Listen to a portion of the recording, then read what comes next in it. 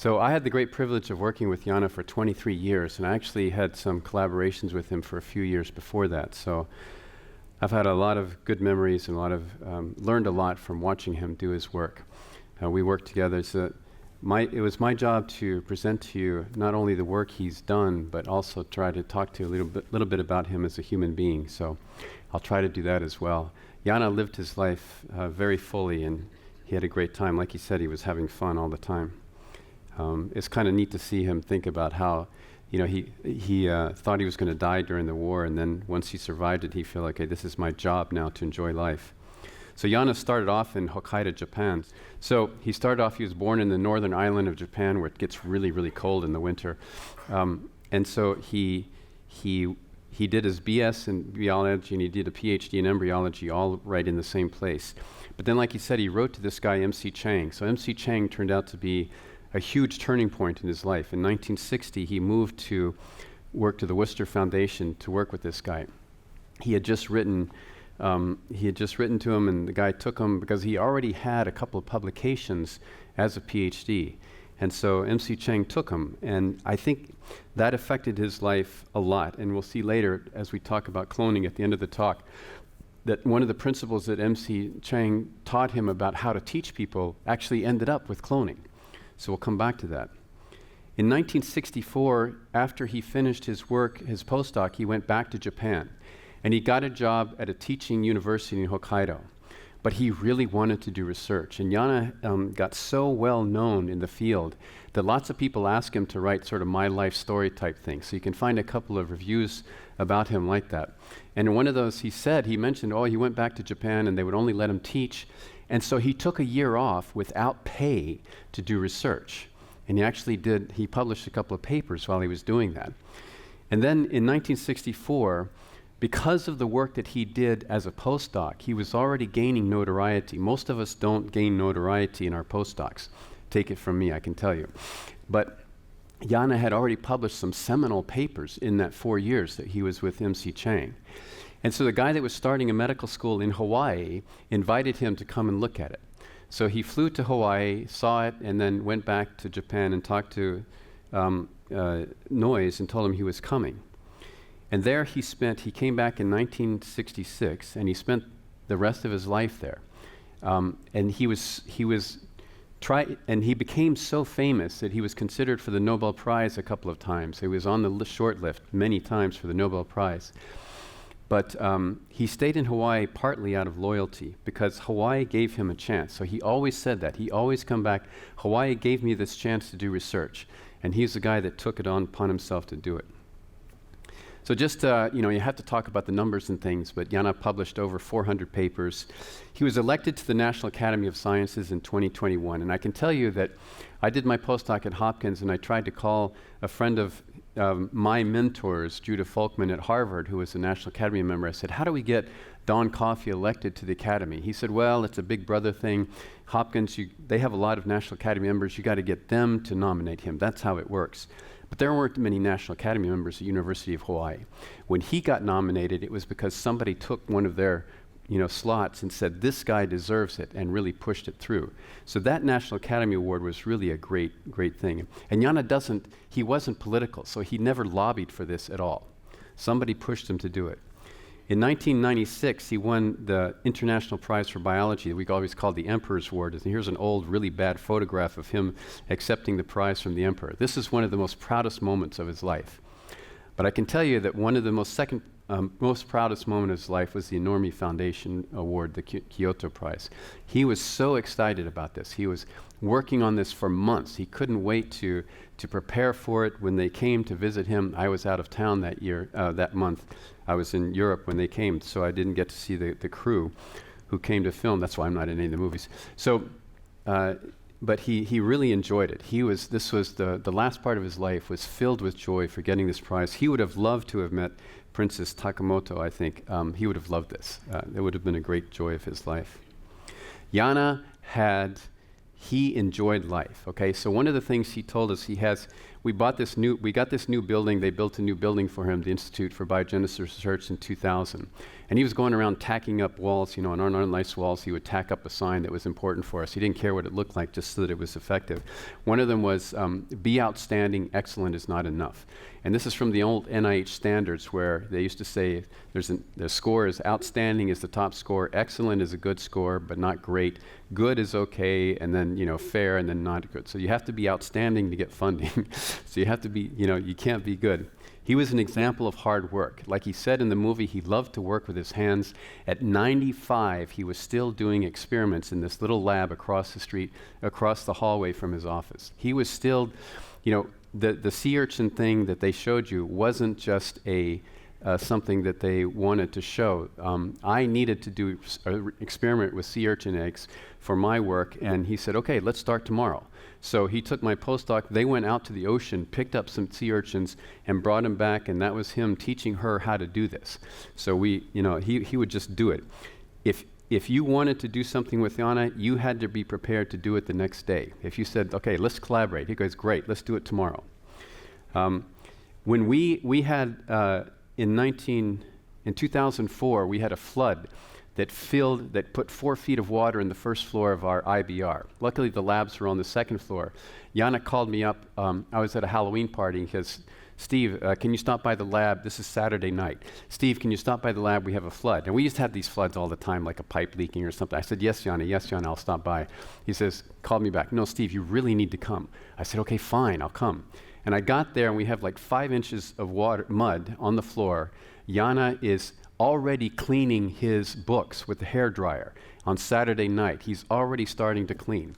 So I sent him home, and we started cleaning up the next week. But he was already there. He was helping us. The next 2 weeks, we cleaned out all the mud. We organized everybody to get everybody out, and Yana was right there with us.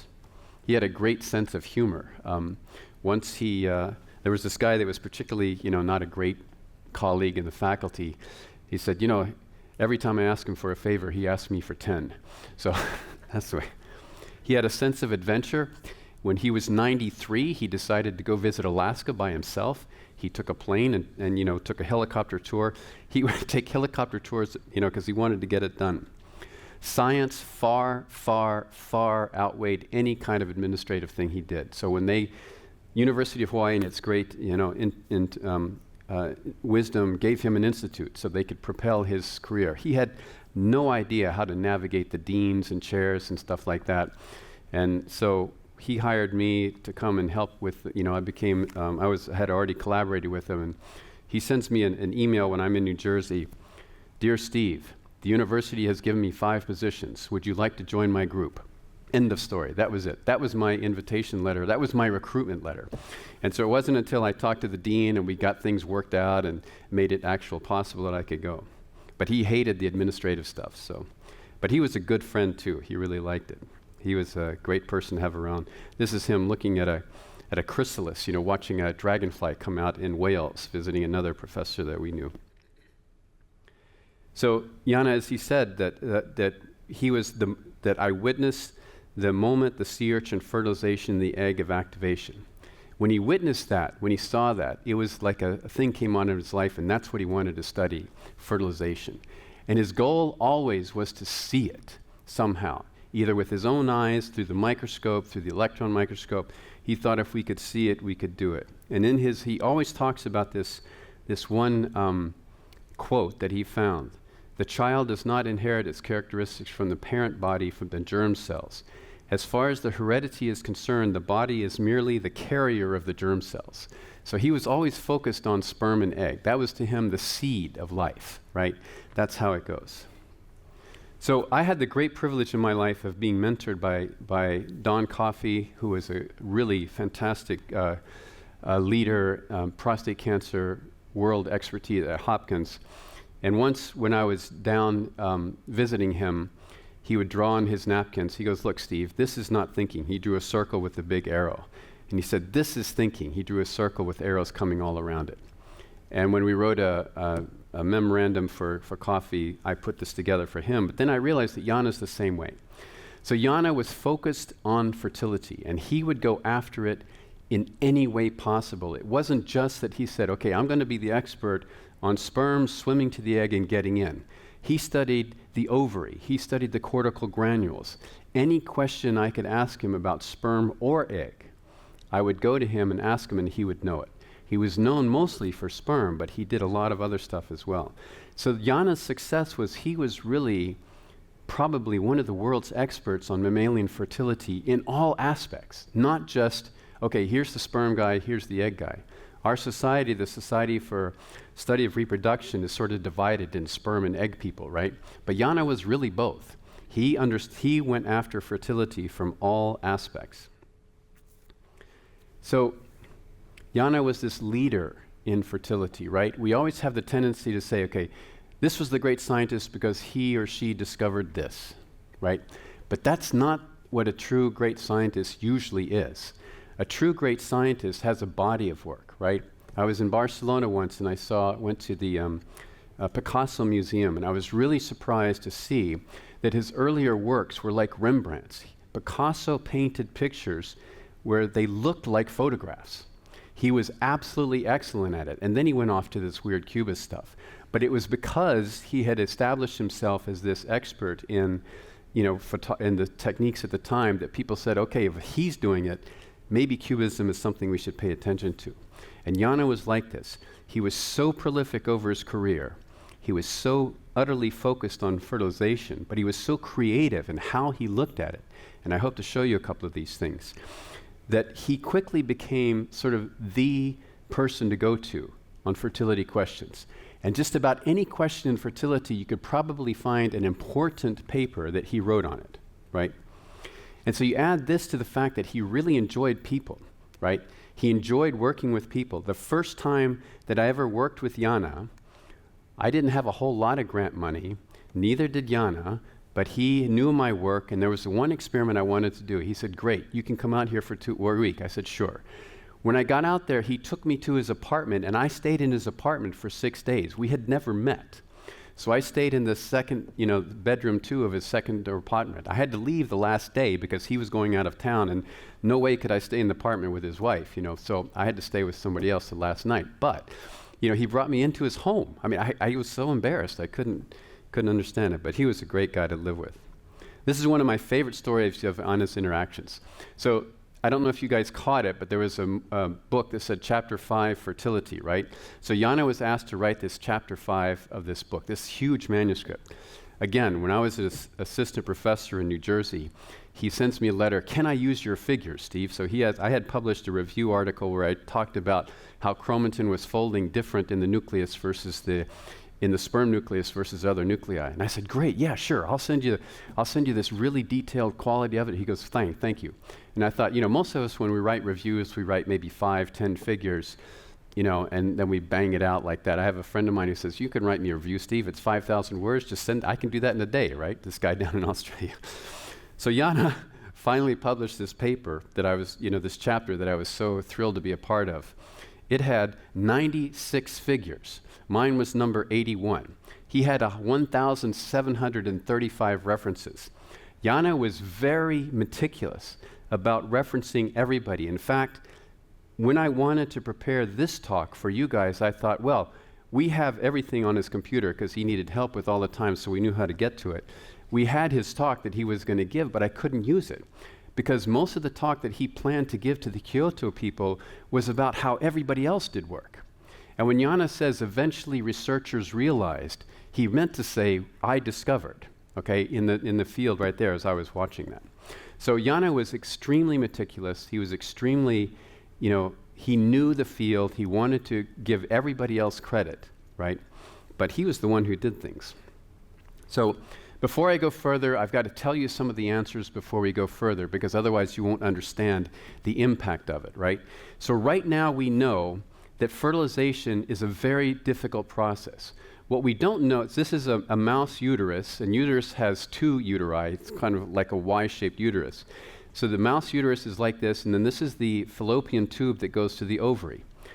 I never realized this until I basically talked to Yana, but when mammalian fertilization, the sperm after ejaculation goes into the uterus, it has to swim up the fallopian tube and get to the ovary before it fertilizes, right?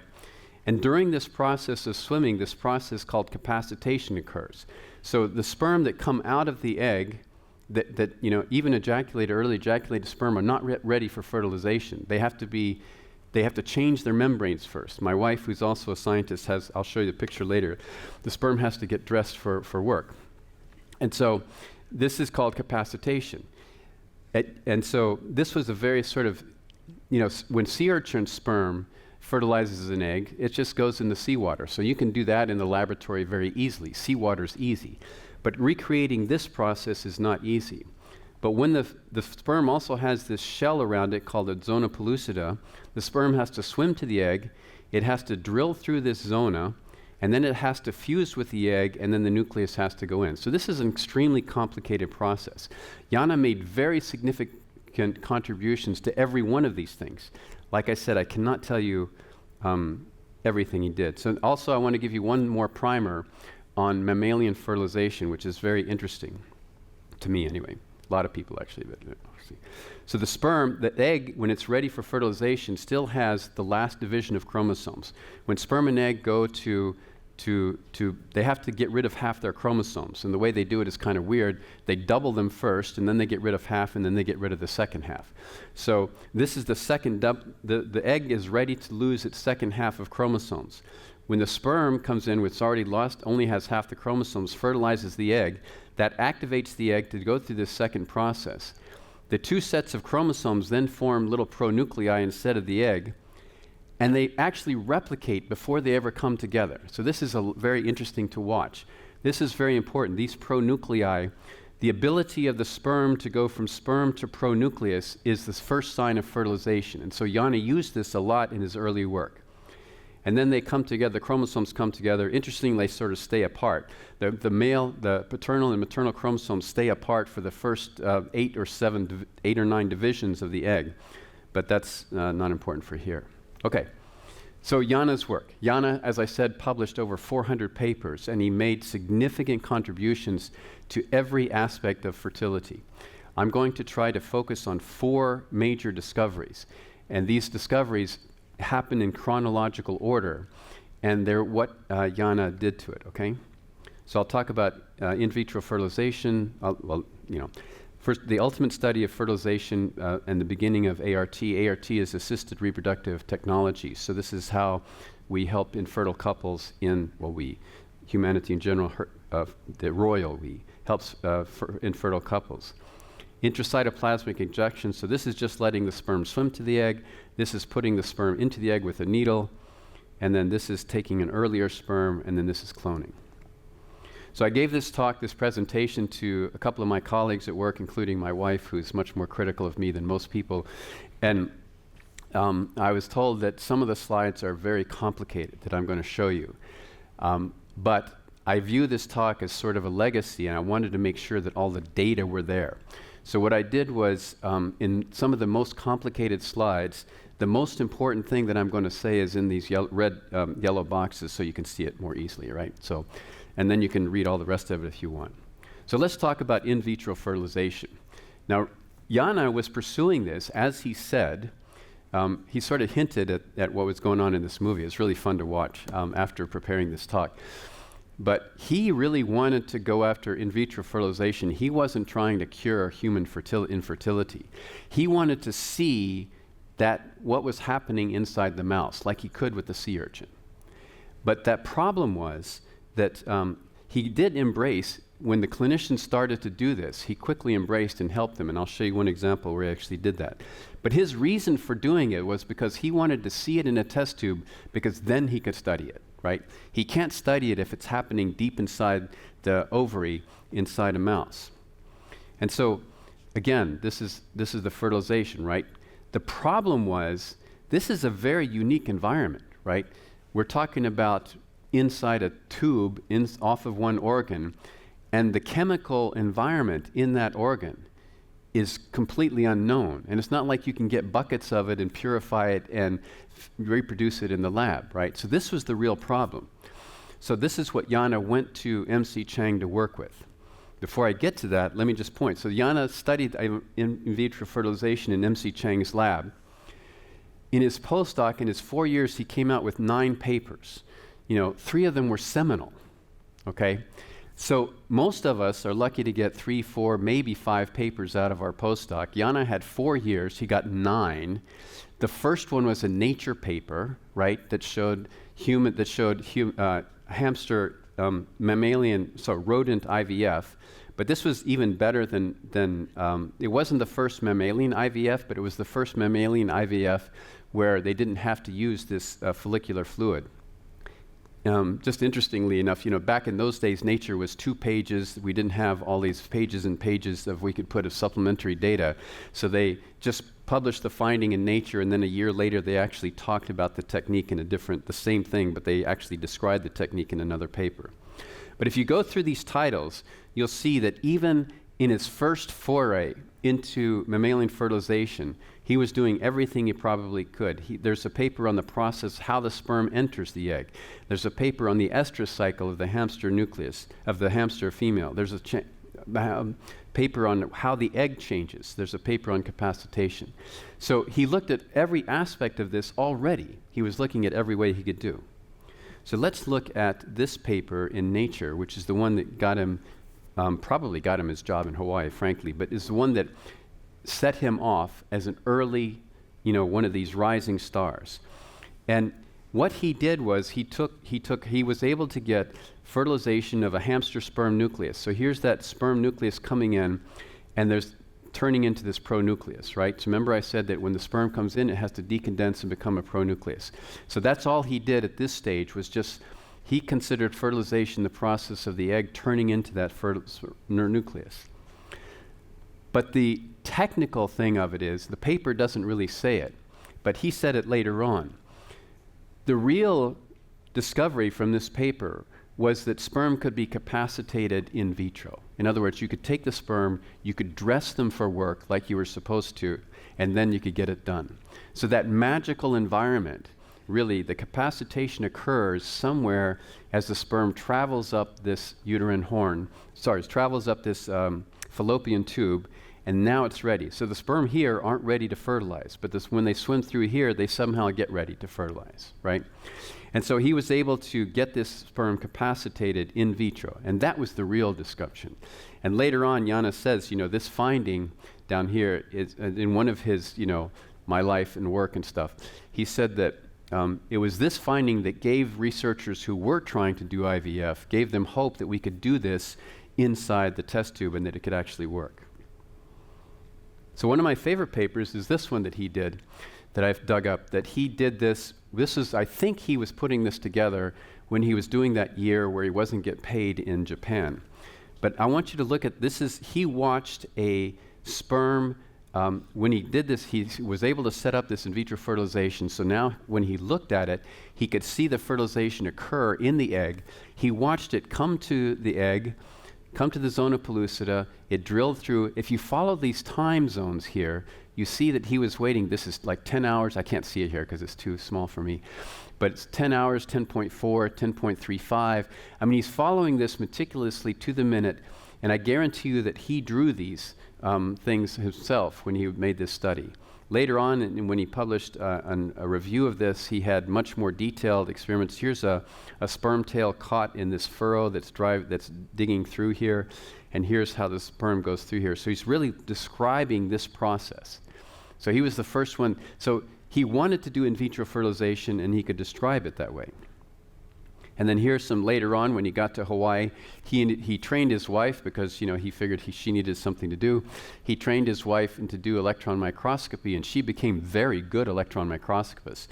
And so these are pictures of a hamster sperm nucleus coming into an egg. These are 3 different examples because you can't, once you fix them, they don't go forward. So he really wanted to see that this was happening. So one of his first papers when he got to Hawaii was to focus on this capacitation, and this is the slide that my wife uses in her fertility talks for the students at UH. So she has this picture here to verify. So, and that capacitation, he showed that capacitation is that requires calcium to do this. So he was able to show this. He made a lot of contributions to what's called the acrosome reaction. So the acrosome reaction, the acrosome is basically this bag of enzymes that the sperm carries on its head that it releases to drill through this zona to get through it. So this is like this, the bag of tools that come across. And Yana, because he had this huge knowledge of models, right? He would always go to the right model for the right question. And the guinea pig has this huge giant acrosome. So if you want to study the acrosome, the guinea pig is the model you want to do. So he got some guinea pigs and he looked at this, and these are some electron micrographs that his wife prepared for him, or he might have done it himself. I don't know where this actually switched from him doing it to her doing it. But you can see that these massive changes that occur just before the acrosome releases its enzymes to sort of drill through that package. And he was able to show that capacitation requires calcium, but the acrosome reaction does not. And then later on, as he got better and better with this electron microscope, he could really go to the mouse and to the hamster and show the detail what happens. That here's the acrosome, you get several different breaks in this membranes, and it sort of all pops open. And then when it's released, now you have this nice clear sperm nucleus that's inside that fertilizes the egg. So the egg, he really showed that this egg carries this group of enzymes that's necessary to drill through that zona to get into the egg. So IVF was, people were looking for IVF. I mean, he wasn't, his goal for developing IVF was to study the biology of the disease. Remember, he said in the movie that you should encourage students to study their work because you can never know when something is going to help, right? You never know when something is going to be important. I was talking to a group before the meeting today about polymerase chain reaction, right?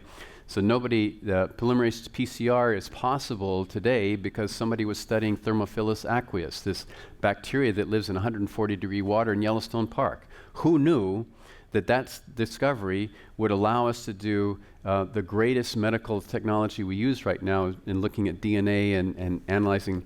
I mean, my son, I can take him to the pediatrician. They can tell me if his nose is a bacterial or a viral infection because of PCR, because somebody studied, bacteria in hot springs. So this is how Yana approached research. Just go after it, and someday it might be useful. But when the people who saw that he was working, so now in 1976, he's only 10 years into his career. People from Australia and England are sort of both trying to develop IVF, and the people in Australia said, "Why don't you come down here and help us?" And they actually Yana worked with this guy. They published a paper where they got human sperm to fertilize a human egg, in culture, and they published this. So they helped one group do it, and now we have about 750,000 babies born every year to ICSI and IVF every year. So the summary of IVF is that Yana's early interest was in seeing fertilization, right? That's what led him to do this. That's what led him to try to develop, to allow sperm to fertilize the egg in vitro. But because of his combination of creative experiments and vast knowledge of the field and dedication to this, he had several major contributions to this, and because of that, the clinicians came to him and asked him to do some work with them, and he helped, and he was really working to help them. So what about intracytoplasmic sperm injections? So this is when you take the sperm and you inject it into the egg. So for clinicians, there's a lot of people that have, the sperm is fine, it can swim to the egg and fertilize in vitro, but they just have other problems. But there's a lot of men who have sperm that can't swim. And so, now, and the method of choice for ART now is using ICSI. But Yana's real interest was in trying to separate these two different parts of the sperm cell. And we'll see this when we get to Rossi next, that he really did this. So the sperm really has two jobs, right? The sperm has to take one copy of the genome and carry it all the way to the egg. So the genome in the sperm cell is 3 feet of DNA. So the human sperm has 3 feet of DNA. It's very, very thin, so it fits in the volume. And if you shake DNA, it's a very long molecule. If you just shake it, you break it, right? Shake and break.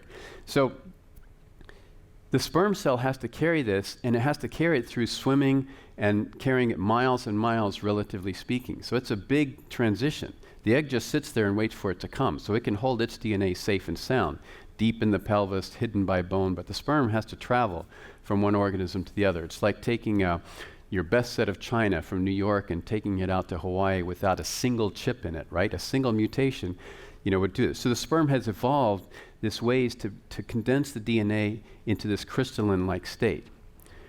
But that's only one job, is to carry it, right? The other job is to have the DNA safe when it gets there. So it has two different jobs, fertilization, and then it has to take the job to development.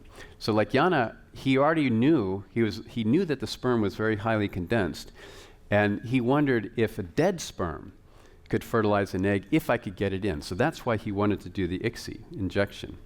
So this is where he and I crossed paths, because my work has always been sperm chromatin structure, and I have all these models about how sperm condenses down into this very crystalline state. But here's a picture of what this DNA looks like. So if you take, so the DNA is just very, very packaged. It's basically like a crystal. It's not active at all.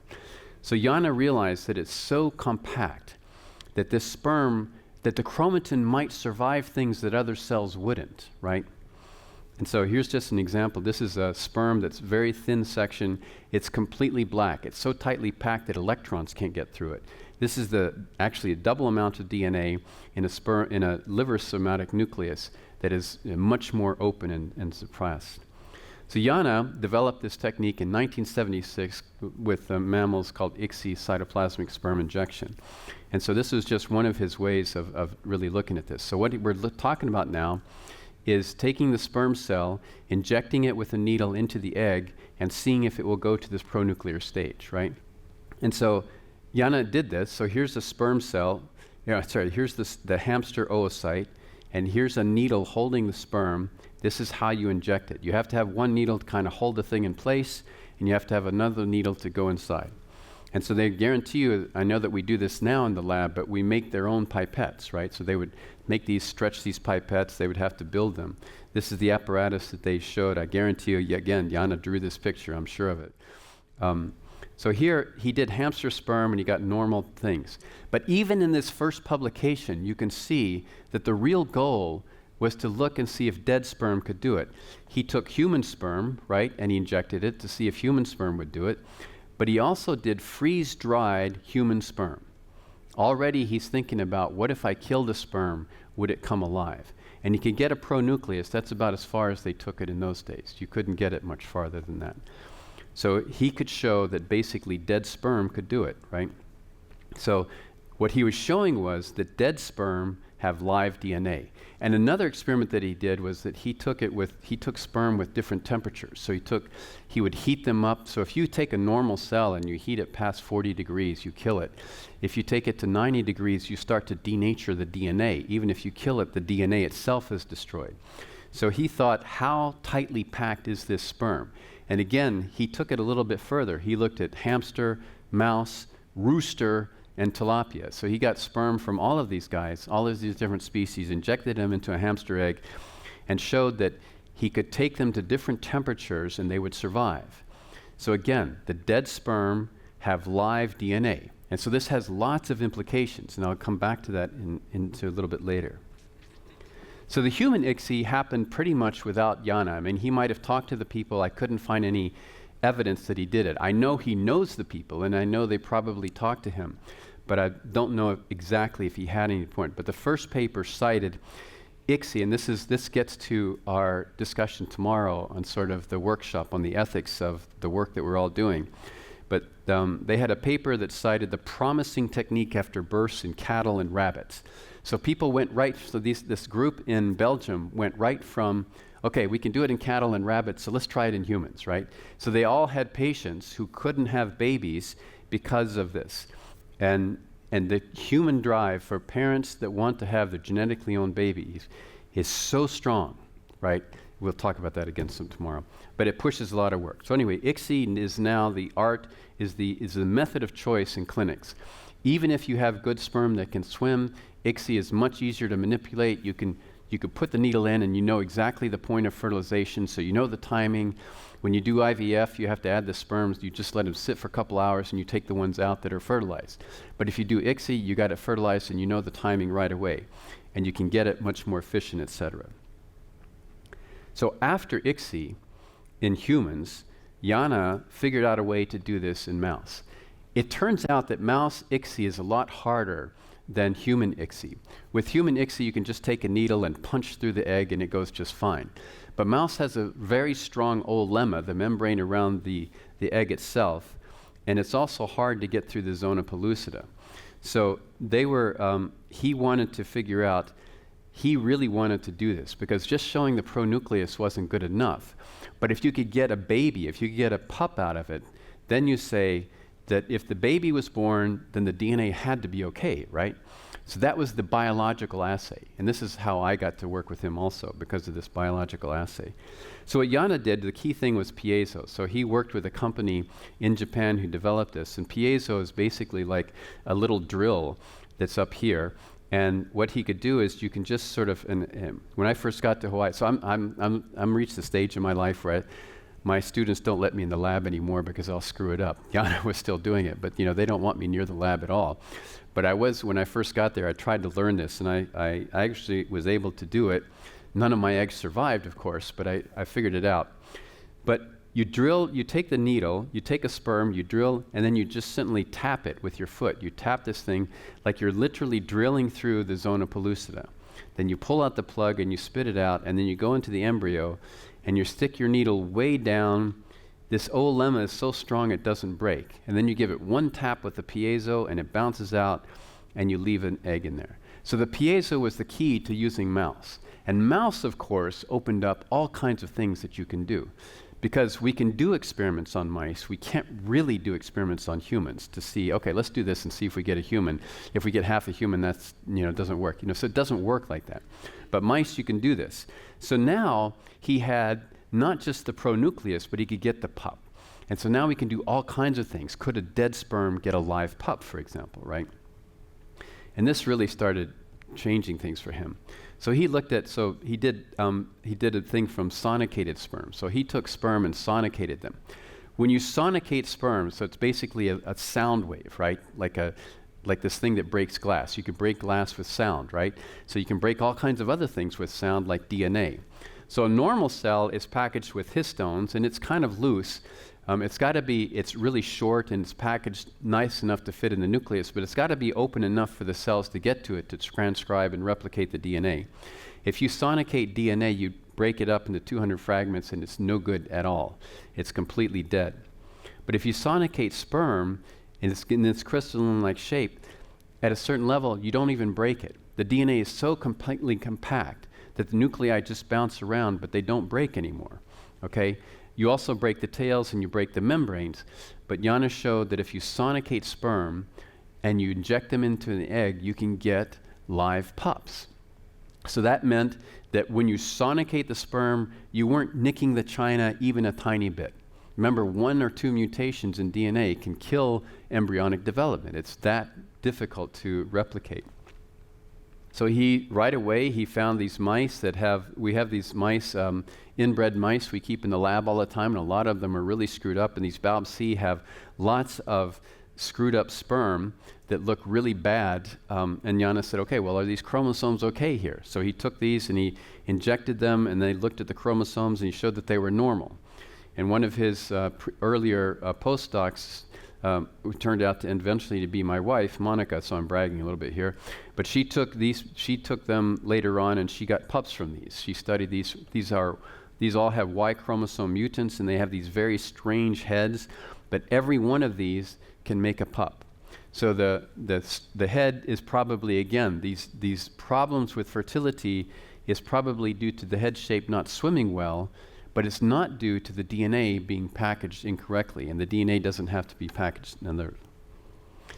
One of my favorite experiments that he did was something that nobody would think about, is freeze-dried sperm, right? So Yana was the guy that was creative, and so he was thinking, okay, so they knew that they could get sperm from cryopreserved sperm. We do this for humans all the time now. But Yana was thinking, well, a lot of laboratories, it's really hard, it's expensive to pay for freeze-dried sperm. And so a lot of labs can't afford the liquid nitrogen and things to do that. So he said, well, what if we freeze dry them and put them in vials, and then you can just store them on your rack, right? You can even maybe do this in the idea. So he showed that he could do freeze-dried sperm, and he got normal pups from this. So this is the mother, where they put a white mother, where they put a lot of embryos in that should be black, and her babies are all black. So this shows that they came from the freeze-dried sperm. And I remember once before I went to Hawaii, there was a special on, they were taking, Yana was they had interviewed Yana because of this work to say maybe we can resurrect the woolly mammoth because it's freeze-dried in Siberia, and we put it into an Indian elephant, which is maybe we can bring back the woolly mammoth. So that was kind of interesting. He also did it, one other thing is he said, okay, well, what about if we can't do it from freeze-dried, what if we have some frozen specimens, right? So let's take some frozen specimens out of the refrigerator and see if we can get techniques from that. And he got mice from sperm that he isolated from frozen testes, right? So that was because of ICSI that allowed him to do this. So ICSI allowed him to ask all of these different questions. And then he had this really interesting idea. So Yana was sort of a practical guy, and he realized that if I take sperm and I wash them with Triton X100, which is a really simple detergent, to wash off the membranes to do certain things, every time I do that, the sperm get really sticky and they stick together, and they're kind of hard to work with. He thought, what if DNA would stick to them? What if we could make a transgenic mouse by mixing sperm with DNA and injecting it into an egg? And so he got some people to do this, and he made his famous green mice. So he took some sperm and he added DNA for the green fluorescent protein.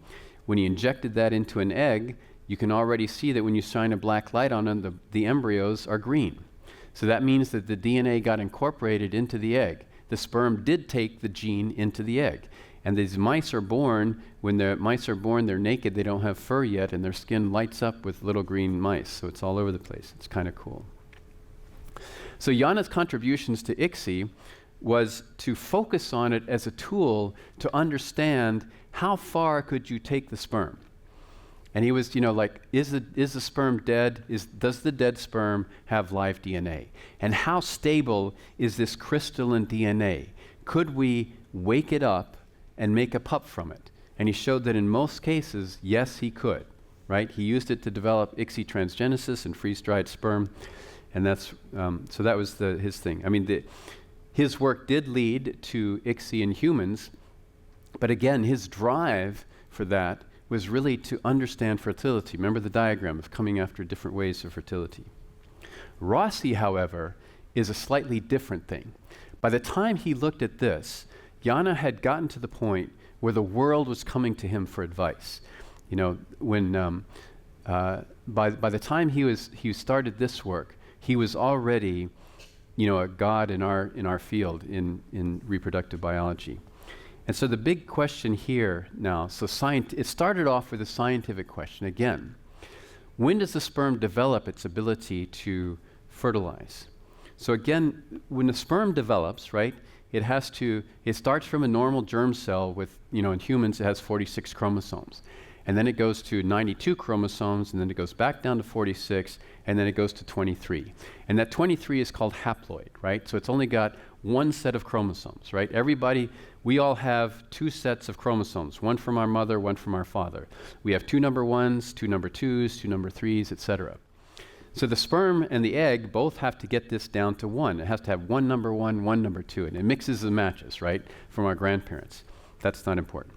In the sperm cell, it gets down to this haploid state, but the nucleus still looks like a nucleus. The DNA is not condensed. Then the next steps are spermiogenesis, is preparation for fertilization. So the sperm nucleus condenses down into this very, very tight crystalline DNA. And the rest of the body turns into this long tail. So this is called spermiogenesis. So Yana wondered, when during this process does the sperm gain its ability to develop, right? Is the DNA here, now it's no longer very safe, right? This DNA is very susceptible to heating and sonication and freezing. But what if he could inject this nucleus into an egg? This nucleus would never get to an egg by itself, right? This cell can't swim, this cell can't penetrate the egg. But what if I could take a needle and put this nucleus into the egg? Would it develop, right? And so Yana wanted to see, what is the first part of the germ cell that could do this? So this brown spermatid is the first cell that has half the chromosomes. It has DNA that looks just like a somatic cell, so very open, very susceptible to damage. This sperm has this DNA that's in the crystalline-like structure. So it's not fully compacted, but it is haploid, right? And so Yana used his technique to develop this. Now, if we look at these pictures, my old eyes can't see this, but here's a round spermatid nucleus, right? So this is the round spermatid nucleus, right? And that's this thing right here. Look how big it is compared to the needle. So when I'm sucking it in, to me, just looking at it, I worry about just breaking the DNA just doing that. But then he sucks it in, he puts it into the egg just like he did sperm, but now it's this big nucleus. And he got a mouse from it, right? When he published this, now remember I told you about that chapter that had 1,700 references and 96 papers. But Yana also, when he talked about his own work, so that was a comprehensive book on fertility. He wanted to show the world everything everybody knew about fertility. He wanted to give everybody credit. So he wrote this huge chapter. But when he's doing his own work, in this one, all he needed to do, he would say as little as possible to get the work done. Now, most of us, when we're submitting a paper, we try to get into PNAS. They have 4 or 5 pages limit, and they have 4 figures or something like that. So we try to cram everything we can, and it's a really hard work to make it that short. Yana published this paper in PNAS. It had 2 pages and 1 figure, because all he needed to show was the mouse, right? And so he was very short and soft-spoken. I loved that. When I saw this paper, I was ready to read more, and I got to the end of page 2, and that was it. So eventually, he got live pups from ICSI, right? And when he did this, it proved one experiment. Hey, he did this. There's so many examples of this, but he would do one experiment that would absolutely prove this thing. My old boss used to talk about the white crow argument, right? If you have the question, is it possible for a crow to be white and fly around, you only need to see one, right? You only need one example. And then absolutely that sets the field. And so Yana would do experiments like this. So he did this round spermatid, and I have 2 friends, one that works on chromatin packaging by protamines and one that works on the DNA methylation changes that occur between here and here. And both of them, the one guy in the methylation, John McCary, called me up and laughed. He said, Yana just proved all my work worthless, because all of these changes that occur from here to here have nothing to do with development, right? Because you can get a mouse using this DNA. So he showed that all of the changes that occur from here to here, including this packaging of DNA to the crystalline shape, and all the methylation that gets added on during this development, none of that is necessary for development. That was a very clear and decisive argument. This was just before he got nominated to the National Academy, because he would do experiments like this that would just set the bar and tell you that's it, right? So then Rossi started in clinics, right? So people started doing this in clinics. And now, at this stage, Yana was really very tightly involved in this. Rossi is something that clinicians are still a little bit nervous about for the arguments that I just said. We don't really understand what's happening.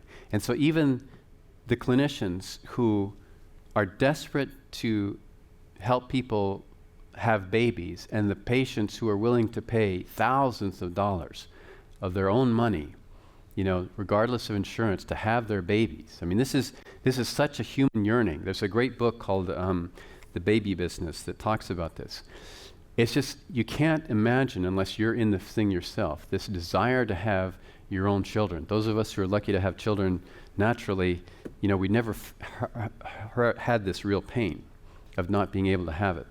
But there are a lot of men whose sperm develop to this stage and they don't develop any further. And so those men would like to have their own babies. Their wives would like to have their husband's child. So the human pressure to do this is really strong. So Yana was working with a clinic in Japan that was developing this. And for the last few years of his life, he was working very closely with them. And they published a paper. Notice he's the last author on this paper. 90 babies were born from Rossi, and they followed them for 2 years using all kind of developmental things and cognitive things to show that they were normal. Yana was absolutely focused on this. So his relationship to his work going to the clinic changed a lot over the years. With IVF and with ICSI, he laid a lot of the scientific background that the clinicians took and used in their practices. But with Rossi, he's the only one who did it, right? There's other people who did some ICSI, there were other people who did some IVF. He's the only one who did IVF in rodents and with capacitation. He's the only one that did ICSI in mammals. I'm sorry, in mice.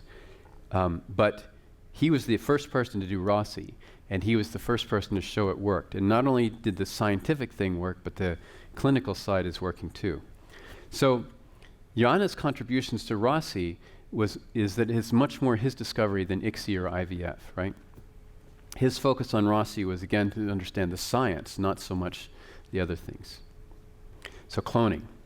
So cloning was a really interesting discovery. I got to know Yana. I had already done a collaboration with him. I'd already stayed in his apartment when cloning came out. And so Yana was really, this was a really difficult thing for him, right? I remember, so Yana, and the thing so what happened was, there were a lot of things that Yana was conflicted about. One of them was that he was second. But Ian Wilmot's group in 1996, they took dollies, the sheep, they took some mammary cells, they put the cell and they fused it by electricity to get the egg into the nucleated oocyte, and they made a sheep. Now it hit Nature. It was a cover of Nature, but it was only one sheep out of 275. Again, it was the white crow argument. People at this point, they had cloned frogs. Gurdon cloned frogs, but even he could not get adult cells to clone in frogs.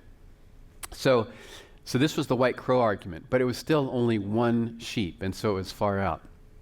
And then Yana had a postdoc, Teruhiko Wakayama, who was having fun. Now, Yana said in his, my research trail, that M.C. Chang said, look, when he was in his lab at his postdoc, M.C. Chang said, look, here's your project that I'm going to give you. This is your bread and butter. You work on this 3 days a week. But 2 days a week, I want you to explore whatever you want. And Yana said, in other words, he gave me freedom. That stayed with Yana. And he gave that to every one of his colleagues who came in. And so Teru took this to light, and he said Teru was really interested by cloning. And he thought, they're using electrofusion, but what if we did like Rossi? What if we did it we injected the sperm into the egg with a nucleus? I bet we could do it much more efficiently and much better. And so Teru brought Yana the world's first cloned mouse. And Yana's first reaction was, we're not a cloning lab, we're fertility, right? But because he, did this, he went with it, okay? So Teruhiko Wakayama, sorry, Japanese names don't roll off as. Teruhiko Wakayama used these 2 personal days to come up with microinjection to cloning. And they cloned, so they had 2 papers actually in Nature. One was that this cloning is possible, and the other was that they could do 6 generations of cloning. So these 2 papers really put cloning on the map. It wasn't a single one-off, one sheep out of 275. This was something that we can do this repeatedly. And so this put cloning on the map. And so why was it different? So when they do the cloning for Yana by nuclear transfer, nuclear injection, you take a mouse, you take the donor, you use a needle to get out the cells from the mother's DNA, and then you take a nucleus, you pick it up, and you stick it into the egg, and you let it develop. And instead of doing just, here you do the injection instead of microinjection. And then you transfer these oocytes, when they develop, you transfer them to mice, and you get cloned mice. That's how it works. So Yana was very conflicted about cloning, right? And so he sort of dabbled in it for a little bit. I remember being at a meeting where he was talking about his work. He was, this is a big meeting at Worcester Foundation, so it's close to where he did his postdoc. He was invited to give one of these, lifetime achievement awards. And but they had just gotten the paper accepted to Nature, but it was still in blockade.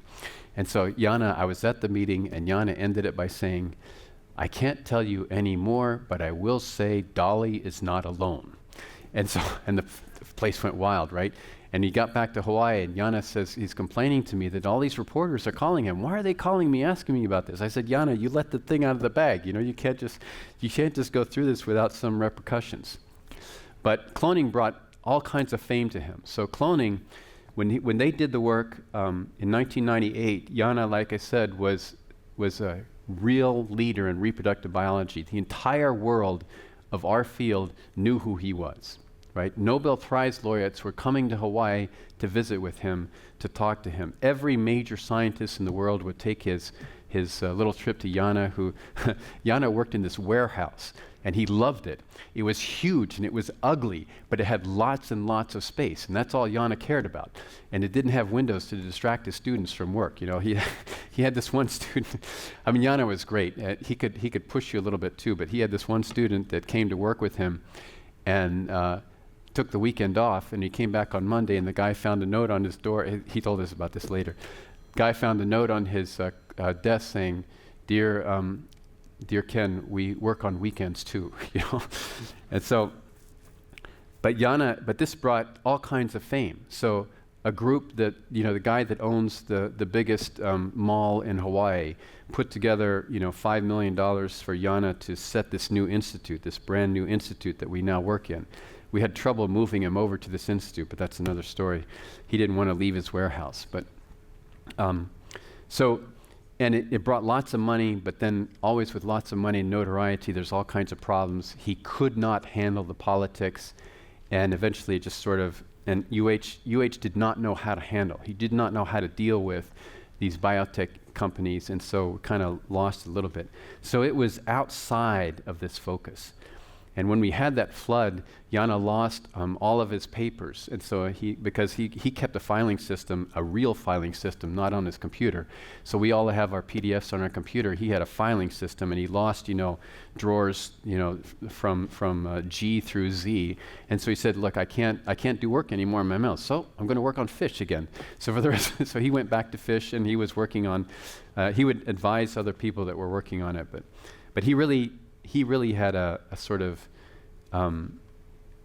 difficult time with cloning. And now Cumulina, the first world's cloned mouse, is in the Smithsonian Institute. We finally sent it there. It got accepted there. So Yana's contributions to cloning arose directly from the freedom he gave to his trainees, right? It bred some conflict, but a lot of these things came out of this. His lab verified that, you know, using this technique is now the method of choice to do the cloning. So again, it's the technical stuff. He saw the potential and tried to embrace it, but it just was not something that he had his heart into, really. So last slide. Yana is best known probably for the 4 topics that I've talked to today, but there is so much more that I just can't even touch on. 400 manuscripts. Most of them were seminal. You know, a lot of them were, you know, he didn't really publish trivial stuff. I think he was, in fact, famous because of this, because he truly did every aspect of fertility available. He was really well, he was an expert in everything, sperm and egg. As an individual, the thing I liked the most about him is that he was genuine. Yana's, whenever he smiled, it was a real smile. He was never false or, you know, different. He was always, you know, right there. He told you exactly what he thought of you. Sometimes you didn't like it, but you always knew exactly where he was. He was never false, never played a game.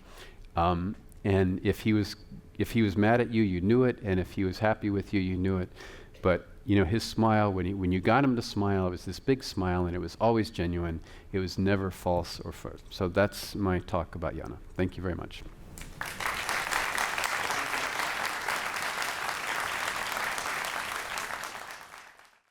All right, so thank you so much for sharing the really inspiring story of Dr. Yanagimachi. So Dr. Ward and I will now take a seat and open up the floor to any questions that you might have had while you heard about Dr. Yanagimachi. So the first question I had, so we have a lot of, I think, students and trainees in the audience. So I thought maybe you could share what some words of wisdom or advice that Dr. Yana might share with younger trainees who are thinking about, entering the field of science or contributing to science. So Yana wasn't much big on words. I can tell you that I'll give you some examples. My wife was a student in Poland who wrote to Yana a lot like Yana wrote to M.C. Chang. And she said, I really want to learn ICSI, and I would like to come to your lab to learn this. And Yana said, okay, but I don't have any money. So she said, well, maybe there's some things we can write together. So she worked hard and she wrote several proposals, and none of them got funded. But then Yana got a big grant, and he said, okay, I want her. And so she came over. And the reason is because she made the effort, right? She worked hard to actually try to come. So Yana would tell you, I will give anybody a chance if you work hard. This is what I tell my students now. I'd rather have somebody who has determination and drive, and I think Yana would say the same thing. I'd rather have a student or a postdoc or an associate with determination and drive and not know anything about what we're doing than what we used to call a water walker who could do everything but had no real drive or no real sense of work. Yana appreciated people who did the work. I mean, he took this, the other people in the lab said, why are you taking this Polish girl from a nowhere lab that you wouldn't know, And Yana said he recognized her potential, and she actually turned out to be pretty good. She had 2 science papers from her own lab with no collaborations, right? So she turned out to be, so Yana recognized talent. He told me once that one of his associates that I was trying to hire said, this person won't work because they just don't have it. And he was correct, right? He was very good at seeing the potential in people, but he looked at their potential to do the work and the drive and the desire to do the work, not their resume particularly. So he would tell the student, work hard and don't be afraid. Like he said in the movie, don't be afraid to do the work. Just get in there and do it and figure out a way to do it. He would give anybody a shot if they were willing to work. Great. I think advice for all of us, not just our younger trainees here. Let's see, another question that I had. So he's the laureate in advanced technology, and I noticed that a lot of the work was possible because of the piezos. Now, I know that he's a reproductive biologist, so how did he think to look outside his world of biology and think about, as an engineer myself, looking at different technologies? Well, again, I'll tell you that Yana was always widely read. He was always looking at different places, right? So the Nobel laureate that he had was Garth Nicholson, who was interested in membranes and stuff, and Yana was interested in how membranes interact in fertility. So he invited Garth Nicholson to come and work in his lab, and they worked on this stuff. So he would look outside his field all the time. So he found this company. He needed something that would drill a micro drill, basically. And so he found this company that did it, and that's what he was looking at. I mean, he was very sort of simple that way. He said, okay, I need a drill. So do you have anything that can give me sort of a micro drill? And that's what he came up with, a piezo. Got it. Thank you. All right, so I have a question from the audience, and the question is, would this work make likely to allow 2 women to have a baby from their DNA? So no sperm involved. You talked a lot about egg and sperm, so I think maybe this question is about well, that. this work can lead to it, right? So there's some issues where, actually, my wife had a male student who came to her for the same reason, but from 2 men, right? There are now techniques led directly from Yana's work looking at germ cells of, okay, so let me go back. So Monica, because of my wife, because of the techniques that she learned with Yana and ICSI and everything, she made a male mouse that had no Y chromosomes, based on the genetics and using Rossi and all the things that Yana developed and that she learned in her lab. So it is technically, so the genes to make a male, all the way down to the round spermatid, are outside the Y chromosome. So what that means is that basically, except for making the actual sperm, going from that round spermatid to the sperm, everything is shared by male and female, all the genes, right? And so Yana showed that you don't need that last step, spermiogenesis, to make a male. You can use Rossi, right? So now the question is, can we turn a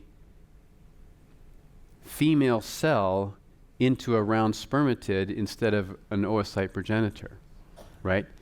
And that is possible. So that is being done now in mice. It's a little bit harder to do the sperm from female than the other way around, but people are working on it. We're getting very close to doing that in mice, I can tell you that. Great. And maybe we can save the question of should we to tomorrow's workshop about the morals and ethics about this work. All right, and then I think we have time for another question. Are there any questions from the audience? All right, yes, question. Yana tried to have children, but apparently they could not. I don't know the specifics, but they wanted to. That might have been some of the drive later on in life for him helping other couples have them. His wife was a child psychologist, and I really think they wanted it, but I didn't know him well enough to ask that question. Okay, so it's do male sperm age, right? So there is some evidence that aged sperm and male have different methylations, and they can pass. They're not as healthy, right? So there's this really interesting set of studies where a group in Australia has taken mice, they make the males obese, and then they take the sperm from the obese males, they use it for ICSI from an oocyte from a normal weighed mother, and that embryo, when it's transferred to a normal mother, given a normal diet, has a higher tendency to be overweight than the others. So this is called epigenetics, and sperm are very susceptible to that, just like eggs are. So we change our methylation patterns and our histone modifications in life, right? Through smoking, through drinking, all these kinds of things, and through age. So yes, male sperm age, even though we all know older men who have fathered children, but not as often as younger men do, and maybe not as healthy. Have you thought or projected at all worldwide where there might be any leveling off in growth of IVF? I'm not From sure. 750,000 a year, do you see? Well, the problem with IVF now is it's extremely expensive, right? And so that's the limiting thing there. You know, the issue is, and there's actually a whole ethics of making IVF and ICSI available to people regardless of income.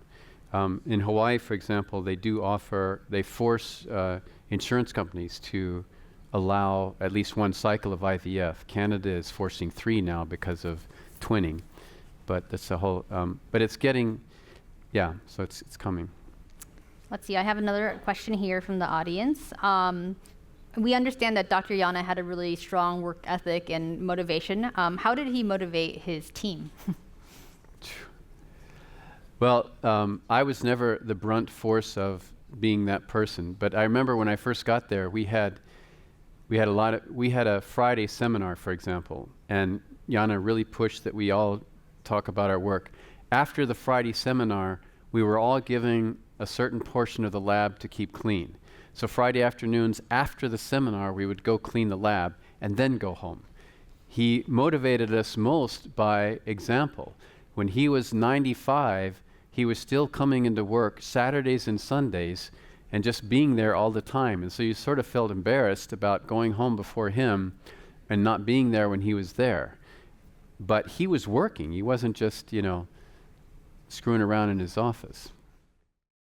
Have they studied to see if children produced using this method later are more likely to need this method to produce more children? Yeah, so this is one of the big ethics problems with ICSI, right? So it looks like, yes, that if you're born from ICSI, like if your father's sperm has a genetic defect that doesn't allow it to fertilize the oocyte, if you're male and you're born from that father, you probably will have the same issue, right? And so we are generating babies that will be destined to have to go through this to have their own children, right? Again, I don't think it's going to be a problem with diluting the human genome mainly because of the cost. But we've all seen science fiction dystopia things where that gets to be the only way to do it, right? During the presentation, you mentioned how research into freeze-dried sperm cells could lead to us like reviving extinct species like the mammoth. What would some of the obstacles with that be? Well, the main obstacle would be you'd only get half of a mammal, right? So we know that, for example, that the mammoths are more closely related to Asiatic elephants than African elephants. So you would try to do it with an elephant. I don't think we've ever done ICSI with an elephant, so that's number one. It's hard to do experiments with elephants because pregnancies take almost 2 years, et cetera, et cetera. But once you got a mammoth, it would be half mammoth, half elephant. Then you have to go through the breeding program to try to get out all the Asian elephants, like we do with different breeds of dogs, et cetera. So the breeding there, I think the major thing would be the breeding and the idea that we don't really have the technology to do with elephants yet. And the expense, of course. But doing it with an extinct species of mouse would be a lot easier, for example, right? All right, let's take the last question. And there's also the ethical back. question of, is it right to bring back an animal that used to live in snow where we don't have a place to put it anymore, Like the old Jurassic Park question, is it ethically right to bring back a dinosaur in a world where it's not supposed to live? What are the expected future development in this technology and tactics in this field? Yeah, so I think the biggest problems are, so one is Rossi. That's the one that I talked about, just using the round spermatid nucleus. That is still, people are still really nervous about it. A lot of clinics don't want to do it because they're making enough money with ICSI and ART. Why risk a malpractice suit for a new technology? So it takes a brave sort of set of clinicians to do that, or desperate, I don't know, and desperate parents. But the other technologies that people are looking at are exactly the ones that Dr. Kwon brought up about whether gay couples can have genetic children of their own. And the technology, the scientific technologies, we're getting really close, right? There are people who claim to get sperm from somatic female cells. They do it by adding male chromosome genes, but it can be done without it. Or, eggs from male cells. That's a lot bit easier because you just got to get rid of one chromosome. When they go through the division, you can get one. So that technology is going to raise a lot of ethical questions probably when it gets to the point where it's more accessible.